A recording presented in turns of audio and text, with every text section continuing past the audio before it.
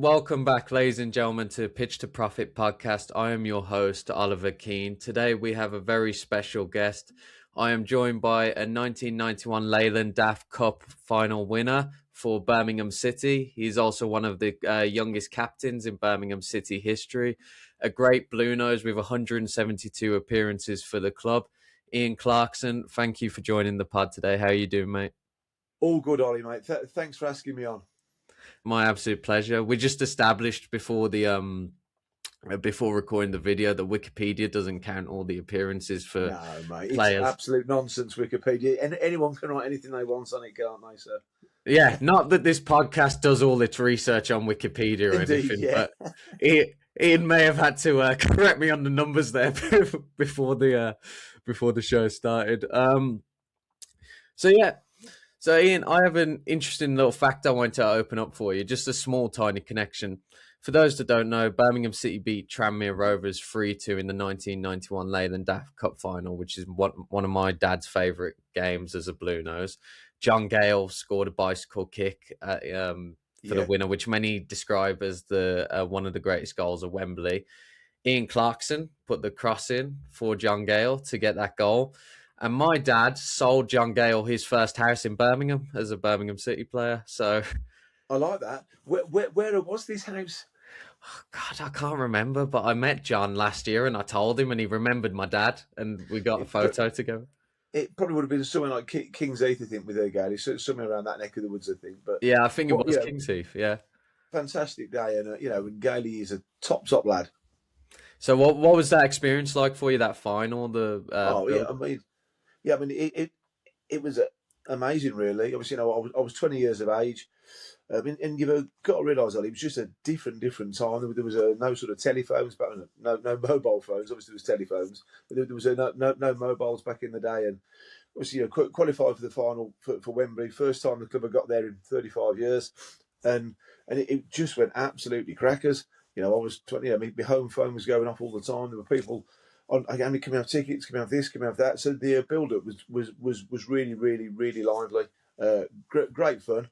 And Lou McCarthy took us away to Reading University for a week beforehand, which was, I think you could safely say it was Sparta. It wasn't all mod cons. You're in your basic student accommodation, which was a single room on your own, no telly, no phones. So, what could possibly go wrong with 20 young men waiting to play in the cup final, staying in the university with no phones, nothing to do apart from play football? In the 1990s, especially. In the 1990s, yeah. But no, look, it was great. We were certainly focused. We were setting up for it. And the actual day itself, what a day. And you kind of don't really take it in as much as you should do, really, because you think it's going to happen again and again and again, but it doesn't. And then I think, the best part of 60,000 people there. Tranmere, hard only to believe now, Tranmere were probably a better team than us that season. They'd finished higher in the league than us. Really? They went on to get promotion a week later. So at that time, they were probably a better team. We had a storming first half, went 2-0 up. In true Blues fashion, they pegged us back to 2-2. And then obviously John Gayle scored that famous overhead kick for us to win 3-2. Free kick drilled in towards Overson. There's Gayle! And he's done it again! But for me, it was just a accumulation of things. We had a great celebration in the Wembley Hilton afterwards. A couple of days later, there was a reception at the town hall in Birmingham. It was packed, St Edward Square, all those sorts of areas. It was such great memories. My sisters were there, my parents were there. So for me, I just had a really, really great time. That's fantastic to hear. And as you're saying, when you put in the cross for the John Gayle, did you expect him to do that, or did? Oh, look, probably not. No, but Gayle could say, he probably didn't expect my cross to get that close to him either. So it was, yeah. So look, it was a terrific finish from John, and I think his first goal often gets overlooked as well. But that was a great goal. I think Mark Yates played a ball in. Gayle did a step over, straight arms Steve Vickers in the face while he was turning, and then absolutely smashed it into the top corner of the net. He gives it away to Yates. Driving through from the midfield, Gayle And he had the strength then to shake off Vickers. So, we scored 2 unbelievable goals that day, John. And he's been dining out on them ever since. And why not? Exactly. When you have a moment like that, I mean, yeah, absolutely. Why wouldn't you? Why wouldn't you capitalize on that? And for you as well, you talk about your family, your friends, everyone there. You've grown up a Blue Nose as well, and as you said, I'm 20 now, and I couldn't imagine playing for Blues at Wembley at this point in my life. So that must have been crazy for you. Oh, it was fantastic. I mean, I sort of obviously I signed schoolboy forms at 14. I mean, there wasn't academies back then. All of your players played for your Sunday teams, your districts, but you did sign schoolboy forms, which meant I could only train with Blues from then on. But when I signed in 1984, we were an established top flight club. Throughout most of my childhood, we'd been in the sort of first division or Premier League as it is now, and occasionally dipping down into the sort of second division or championship as it now is. So it was a fantastic club to sort of sign for and join, and as a Blues fan, it was great. But by the time I got to make my debut, we were towards the bottom end of the championship. But if you'd have said to me, I was going to play for Blues at Wembley, captain to promotion, 172 appearances, I'd have snatched your hand off. Yeah, I mean, it's a fantastic career to have. And you were saying, obviously in the 70s and the early 80s, we were that first division, maybe dipping down into second division. Who were some of your heroes growing up as a Blue Nose? I used to love watching Colin Todd, Frank Worthington, people like that. I mean, they were class international players. They were probably my two favourites, I think. I think Jim Smith brought them in, and we got promotion with them in the following couple of seasons. They were just so good, so good to watch. I used to think, if I could be 10% as good as Colin Todd, I'd be some player. He was an amazing defender, and Frank Worthington's skill level was great. I was talking to Steve Lynex last night, who played for Blues at that sort of time, and he was telling me a story that Frank Worthington said. He said to Jim Smith, he said, "Look, Jim, put 2 keepers in goal. I'll have 20 shots on the edge of the area. I better score everyone." And apparently he did. So, that's just a sort of an insight into. And I've heard, Keith Birchin often talks about Frank Worthington's skill levels as well. So for me, Colin Todd, because I wanted to be like Colin Todd as a defender, and Frank Worthington, because he was just a sensational watch. That's brilliant. Yeah, I mean, I grew up hearing the legend of Frank Worthington, and obviously you hear about also Trevor, Kenny Burns, like all these players from these previous generations. And when I was growing up, we won the Carling Cup, and then that was sandwiched by just awfulness for the middle 10, 15 years, and then now things are definitely picking up. But no, that's great, and I would say you did 10% and more on your heroes there. So that's fantastic. So we talked about Leyland DAF final, but take us back to your debut. I believe, was it against Villa in the League Cup? It was. We lost 2-0 against Villa. So I was 17. I'd been training with the sort of first team. I'd played a couple of pre-season friendlies with Gary Pendry in charge, but it was in an era where you didn't make mass changes for the cup, so it was your first team, and we were struggling towards the bottom of the championship. And I think Gary Pendry, I'd sort of trained with him on the Monday morning, and I think got to the ground about 6:15. He pinned the team sheet up on the board, which is what used to happen in those days. Looked down it. I looked at the 2 subs, couldn't see my name, and I thought, oh, well, not to worry. Then I remember Vince Overton saying, "Right, Clarky, good luck." I thought, bloody hell, I'm playing. I sort of, so I got changed within in about 5 minutes. Went out for the longest warm up ever with Tony Godden, and then it was just an amazing feeling. David Platt and Gary Thompson were playing up front for Villa. We lost 2-0, but for me, I'd made my debut against Villa. I was a 17-year-old. I remember we got the day off the next day, and I was walking around Solihull Town Centre talking to my pals, and it was just like a surreal moment, to be honest. Yeah, it would be. I mean, I think sometimes people outside of Birmingham don't realise quite how big and important to anyone local the Blues Villa derby is. Especially if you've grown up, you're not just a player. Even if you're a player who hasn't grown up a Blue Nose, it's a huge moment to play. It's a massive, I mean, in my sort of childhood, obviously, probably 4 years earlier, I can remember us, winning 3-0 on Boxing Day. We beat the sort of European champions 3-0. Howard Gayle jumped on the fence, in '84. All of those sorts of games. The Noel Blake headbutting Steve McMahon. All of those sorts of things, and always that was in my sort of childhood. I used to watch all those games, and then 3 or 4 years later, I was making my debut against Villa. So it was a real sort of pinch me moment, to be honest. It's definitely a debut you're not going to forget as well. Playing against them lot. No, absolutely. Oh, look, given the relative merits of the two teams, because obviously they're in the Premier League at the time, and we're in the Championship, so you'd expect them to a win, I guess. But I thought certainly in the home game it was a decent game, and I thoroughly enjoyed it. Yeah, the crowd must have been up for it at St Andrews as well. Obviously, in Derby on your first game. Yeah, absolutely. I actually saw some footage from it the other day for the first time in probably about 20 years. And you forget just how much St Andrews has changed. Obviously, there was terracing. There was a video of the game, but with no sort of commentary. So in terms of social media, it was a very different outlet back in 1988. But look, as I said, you sort of tick things off. Play against the Villa, tick, make my debut, tick, and it was a really good feeling. Obviously, I'd like to have won, but from my sort of perspective, it was nice to make my debut. And yeah, and it is great. And even if it is a loss, obviously you're going to learn from that loss and continue to develop. I was going to ask you, because obviously you said you're 17 and stuff, and we've had Blues have had a really good history of academy players coming through: Trevor Francis, Jude Bellingham, Nathan Redmond, just to name a few. What's that transition like from being an academy player to suddenly, you're in the first team professional?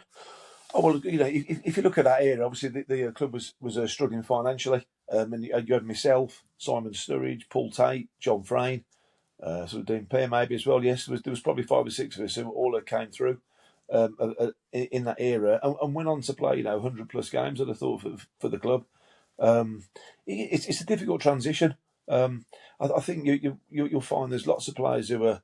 There was 9 apprentices in my year group, and all of us were equally good in various ways. But only myself and Paul Tate probably out of that group and went on to play for Birmingham on a regular basis. And I just, I think it's a mental strength more than anything, because you're so desperate for Blues to do well.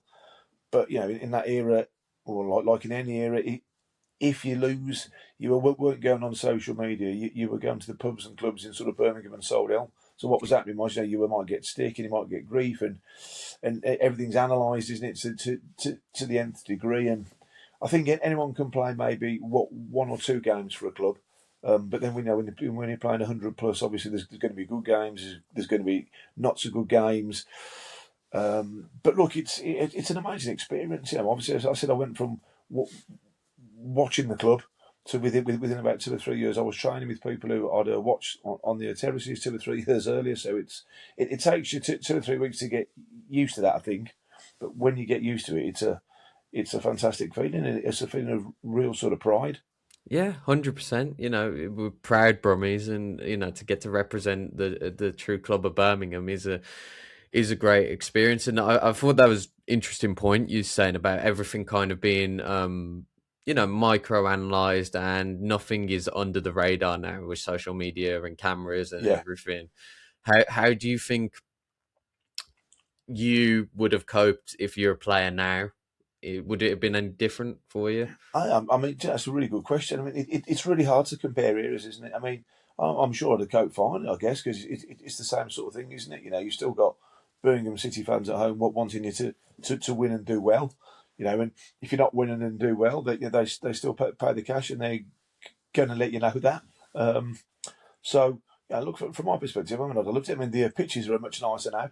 And I think, obviously, you've got the advances of science, which has been terrific. So, I'd have probably had less cortisone injections than I had back then. Yeah. I'd have probably been in the red zone and come off more, and there's obviously more subs. So look, there's lots of changes. My diet would have probably be better. I'd probably go out less. all of those kinds of things than what we did in that era at that time. But look, I mean, it's difficult, isn't it? Because trends change, things change. But you'd like to think that if you played at that level, however many years ago it was, that you could still play at that level now if you were the same age. If that makes any sense. Yeah. Yeah. I completely get you, and I think I don't know why, but I feel like in modern football, even though the investment in academies is so high, because of transfer fees and the culture of win immediately, because obviously back in the day, managers would probably get a bit more time than they do now. It's harder to see young academy players implemented into the first team as much at the Premier League and Championship level, I think. Yeah, mate, yeah. I think you got a point. I mean, no, you probably see an example with Sheffield Wednesday now, where kids are getting a chance. They're struggling, but they've got absolutely no cash. And I think maybe in that sort of era of late 80s, early 90s, there were more examples of clubs who were struggling financially, so they would give younger players a chance. And it makes sense. You've also got profit and sustainability now, haven't you? Whereby you get some great academy players, but clubs have to sell them, which seems completely bonkers to me. You have to sell them to make clean profit, I think it's called, isn't it? So yeah, because technically on the books it's £0 yeah. invested in, but Yeah, obviously you are investing money still of into the course. talent because of the academy itself and the coaching, and they will have been there 10 years plus if they're making it into the first team, most Yeah. likely. But I mean, that can't be right, can it? That as a rule needs to be looked at, but that's probably for a different podcast for you, I guess. But sorry, but certainly from my perspective, there's always going to be good young kids coming through in Birmingham because it's a fantastic area for football. And Blues, Villa, Albion, all of those clubs will keep on producing. It's Decent definitely players. It's definitely a huge catchment area, and obviously getting back into the club currently getting back into the Category 1 status for the academy, Yeah. I think is huge. I mean, I don't know enough about that. But, they produced Jude Bellingham when they weren't a Cat 1 club. So, I would say that it's obviously important to attract players. But, ultimately, if you're a good player, if you've got a Cat 1, Cat 2 or a Cat 3, you're going to come through, I think. 100%. I think the main reason for that being important is only because obviously the West Midlands has got a lot of big clubs around in Villa, Wolves, West Brom, whatever. So you're trying to give your reasons to players for signing, because I guess they're more picky nowadays, whereas previously it'd be pro team wants me. Let's get on it. Let's train. Yeah, I look at him. I was training with Blues and Villa when I was sort of 14, but because I was a Blues fan, I just wanted to sign for Blues. So I think the academies were definitely more localised then than they are now. They're obviously far more global now, aren't they? And the reach is far wider. But I think of the sort of 9 kids in our A-year group. They were all from Greater Birmingham, as you'd say. Birmingham, Solihull, a couple from the Black Country, but that's about as far as it went. Yeah. And it is interesting to see how we can continue to hopefully balance academy development with these high transfer fees. But getting back onto your time at Blues, so obviously we mentioned the Leyland DAF Cup Final, your debut against Aston Villa in the Second City derby. But you were also, as I said, I believe at the age of 21, you captained the club. And went on to win Division 3 or League 1 as it's known. Now, take me through that in terms of you finding out you're going to be the captain and then just the experience in that promotion season for you. Oh, well, looking, it was good. Obviously, I'd sort of captained youth team, reserve teams, and as a kid, I'd always been sort of often the captain. So, I didn't have many strengths as a player, but what one of them was that I was a good organiser. I read things well, and so from that perspective, it seemed like a nice progression. Probably didn't expect to get it as early. I was 20 when I got it. It was sort of September time of that season. Terry Cooper was the manager. He was a really good positive influence on me. An ex-England fullback. If you couldn't learn off him, you couldn't learn off anyone. And actually, I think Trevor Mathewson had started the season as captain, and he got injured. I think it might have been the first game. And I just got given the armband there and then I sort of kept it. Trevor came back again. obviously, he wasn't injured for long, but I was sort of in possession, and it was going well that season. Obviously, we were always in the top sort of 3 or 4. And Terry Cooper showed great faith in me. As I said, as a 20-year-old initially, and then 21 as the season progressed, to sort of captain the team to promotion was a sort of a wow moment again. It was certainly on my bucket list of things to do when I was younger. 100%. And captain it's basically the second manager. I mean, it's one of the most important roles you can have at the club, and obviously, being a blue nose, as we've established, you're gonna have that extra 10%, that extra will to win all the time, and I think that must have helped you, right? I think so, yeah. No, but obviously, some of the things are you've got to behave yourself off the pitch. You've got to be a good ambassador. All those kinds of things, really. And I just think, in general, I was quite a good organizer of the teams, but we also had some excellent senior pros at the time, like Nigel Gleghorn, Trevor Mathieson, people like that. Ian Rogerson, although he won't thank me for calling him a senior pro at that time. He was only about 5 years older than me. David Rennie came in later on in the season as well. So we had some good sort of senior pros, and there was a good core of local Birmingham lads in there as well, and it was just a really good time, I think. Yeah, definitely, and that has got to be a dream. And obviously, the club, as you said, growing up, were between first and second division. So to fall down into the third division, as you said, they were struggling. To get them back up to at least in the top 2 of the 92 must have been great. I mean, look, from my perspective, the club was on its backside, really, wasn't it? I mean, it had no cash. It'd been taken over by sort of Samesh Kumar. Then he went bust as well, so they were struggling. It was an era of not much cash. I can guarantee that when I look back at my wage slips, it was definitely an era of not much cash. But you weren't playing for the cash. It was just a really. I kind of think that by the time I'd left, we'd won a Wembley final. That was like the rebirth of the Blues. We'd reached our lowest ebb. Then we sort of won that, and then we got promotion the following season. And it wasn't like maybe last season where we had a terrific budget and we'd spend in 12, 15. We had I would think that season our budget was probably in the top 10 at best. We sort of got promotion, and teams like Stoke and Albion, I think at the time, were definitely paying more than we were. Brentford, Huddersfield, all these sort of clubs at the sort of top end of the Bolton at the top end of League One. It was difficult to get promotion, I think. I mean, those you just and certainly with our budget that season. I mean, I don't know, but I can't imagine it being in the top sort of 5 or 6 budgets. Yeah, well, you just listed some huge clubs there. I mean, clubs that I grew up watching in the Premier League, including us. West Brom, Stoke, and Brentford, who are currently in the Premier League themselves. That's not an easy gig to get out of that division at all. And that must have. How many points did you finish on, actually? Can't remember. Or what I do remember is we should have won it. We finished second. We were 5 points clear with 2 games to go, but we were already promoted, and we lost our last 2 games away, and Brentford won their last 2 games to finish above us to go up. So, look, I mean, I'm so disappointed. Obviously, getting promotion was amazing, but we were probably the best team that year, and we should have won it. But for whatever reason, we didn't win our last 2 games, and ended up finishing second. So, Well, it's more the Birmingham City way, anyway. I mean, how many times have we been promoted? So. How many times have we been promoted out of the Championship, and it's either second or the playoffs, and it's not first place, But promotion, as you say, yes, it would have been nice to get that, but promotion is promotion at the end of the day, and as long as you can make it count, that's. And I think next year Brentford went straight back down again, and we stayed up. So no prizes for winning it, eh? Exactly.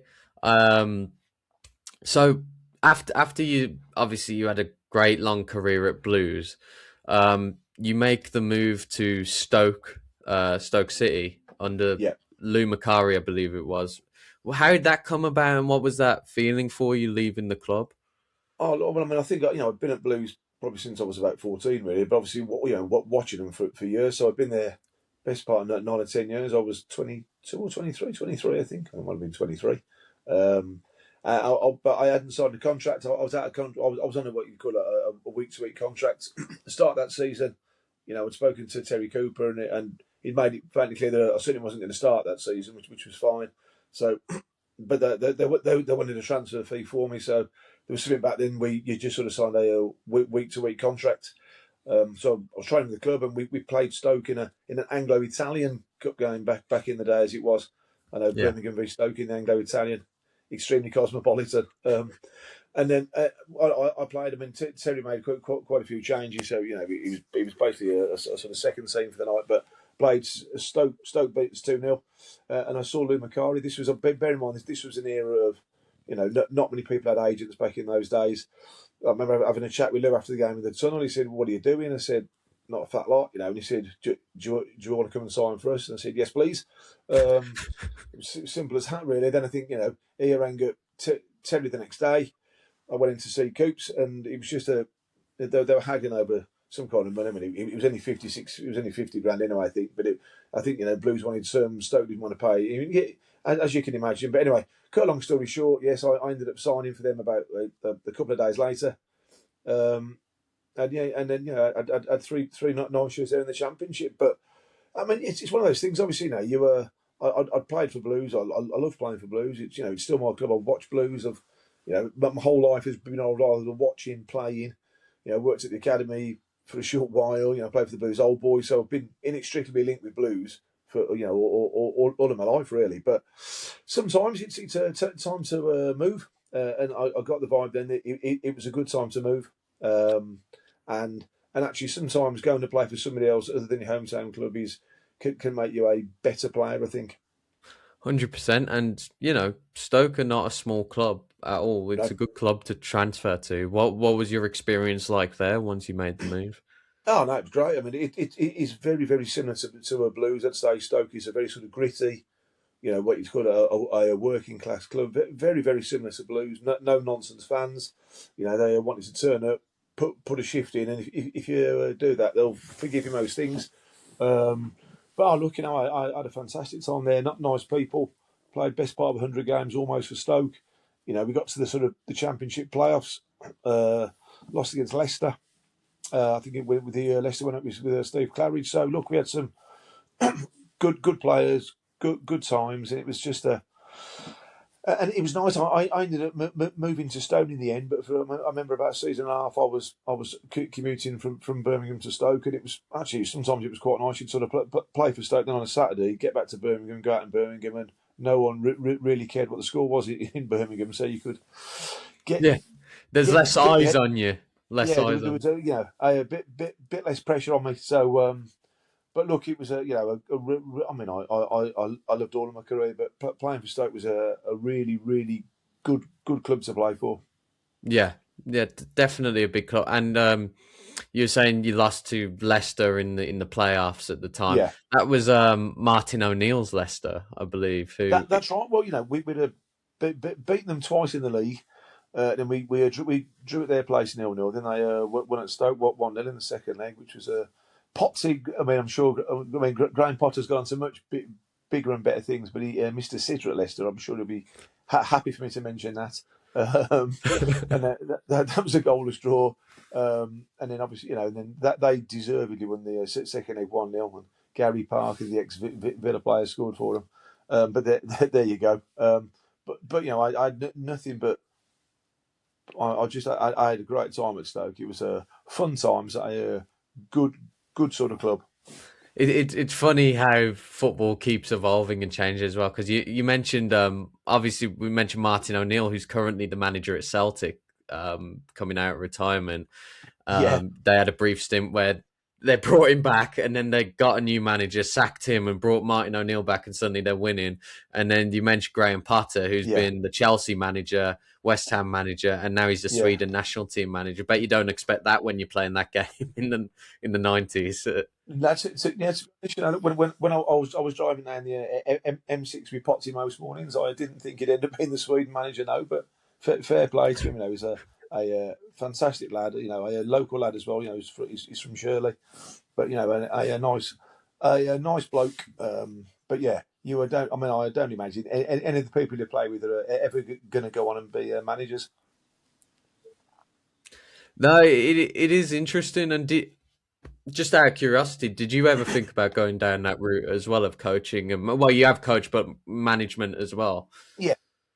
Well, I don't know. I mean, I did my coaching badges, but then I just fancied being a journalist at that time. So I had 4 or 5 years working for the sort of Sunday Mercury and Birmingham Post. So which kind of put me on their back foot. But I mean, I worked at sort of Birmingham's Academy, Derby's Academy. Managed Stratford Town Ladies for a season. But I did some coach education for the FA, delivering level ones, level twos. But I don't mean I ended up finally sort of falling into teaching, and I've stuck with it ever since. Really, it's safe, it's steady. I get to do coaching as such, but it's just it's coaching kid school teams really.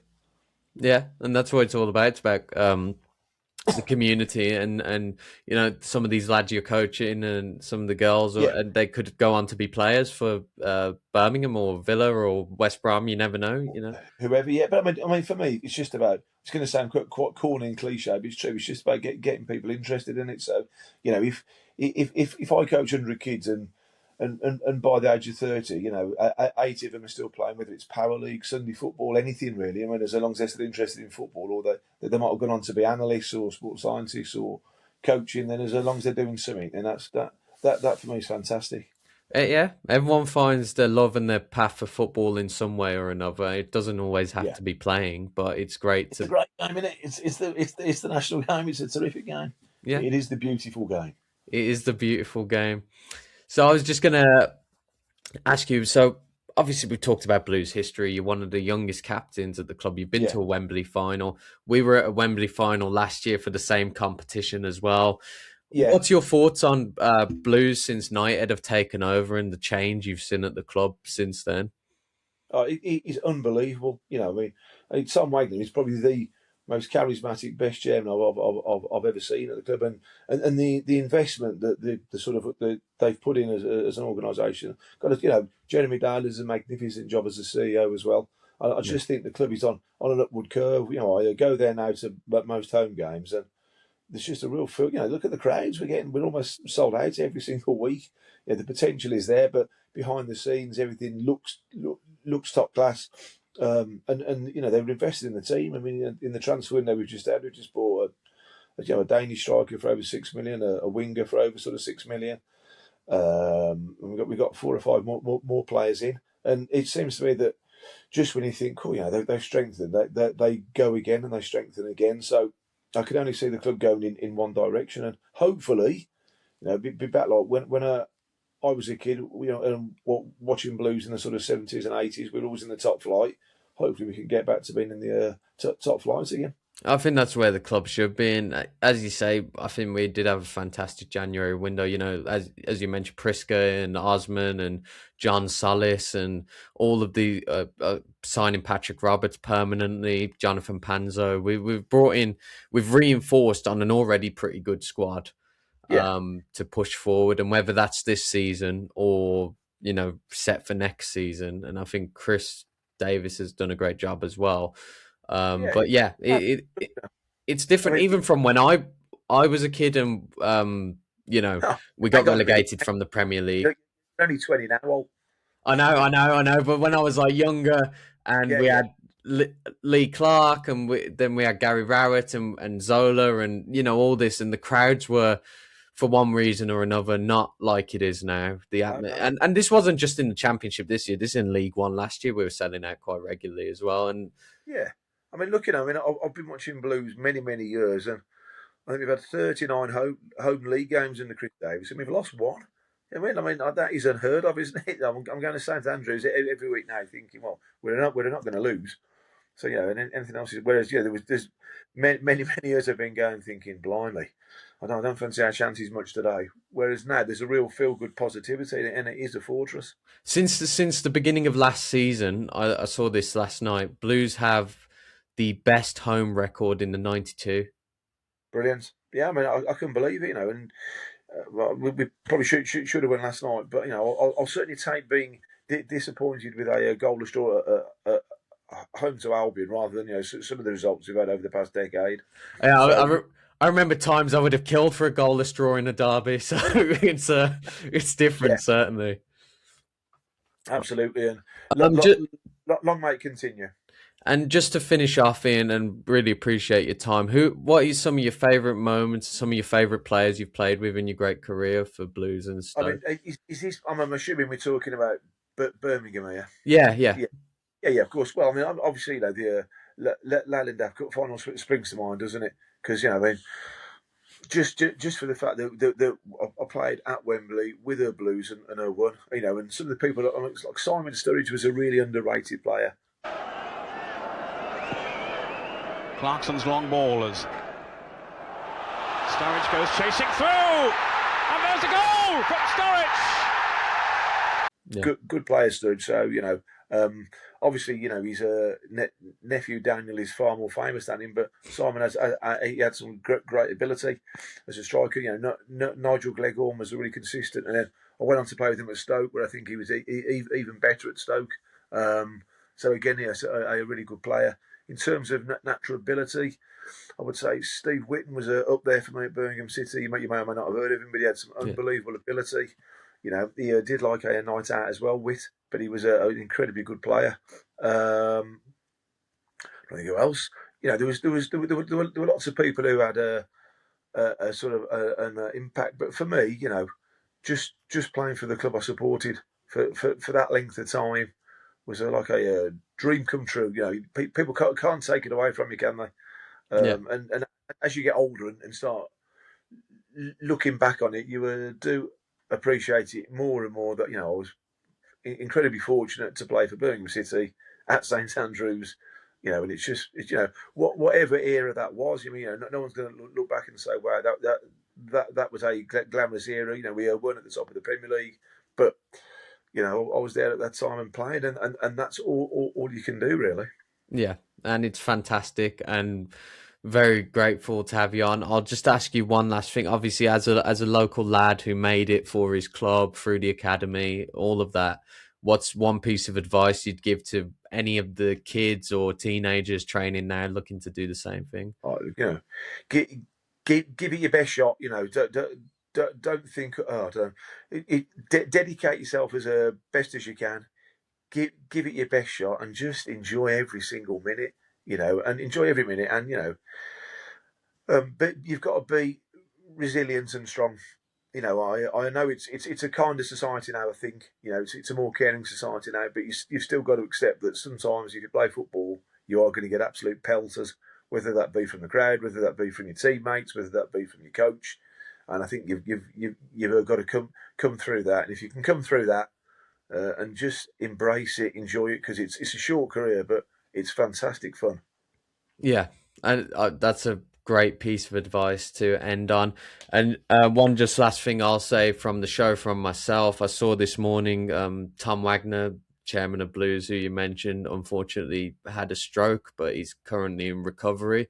Just want to send best wishes to him. He's been fantastic for the club. I mean, what a man, what an absolute figurehead he's been. But look, health is wealth, and for me, more important that Tom gets himself well again.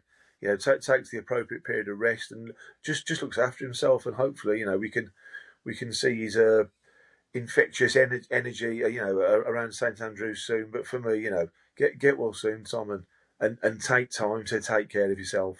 100%. He's a legend already for what he's done.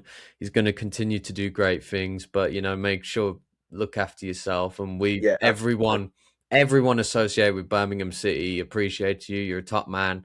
Take time for the fans, but now take time that you need. Tom, yeah, absolutely. We're all thinking of you, and get yourself well soon.